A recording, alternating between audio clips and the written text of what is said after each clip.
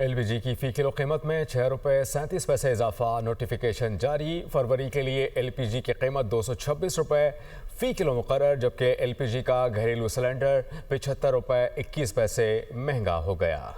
जबकि जनवरी में एलपीजी घरेलू सिलेंडर की कीमत ₹2592.19 थी। फरवरी के लिए घरेलू सिलेंडर 3.47% महंगा किया गया है, तो एलपीजी की फ़ी किलो कीमत में ₹6.37 का इजाफा हो गया है।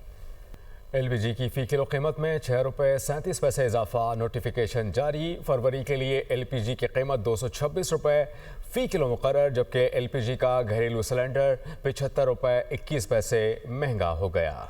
जबकि जनवरी में एलपीजी घरेलू सिलेंडर की कीमत ₹2592.19 थी। फरवरी के लिए घरेलू सिलेंडर 3.47% महंगा किया गया है, तो एलपीजी की फ़ी किलो कीमत में ₹6.37 का इजाफा हो गया है।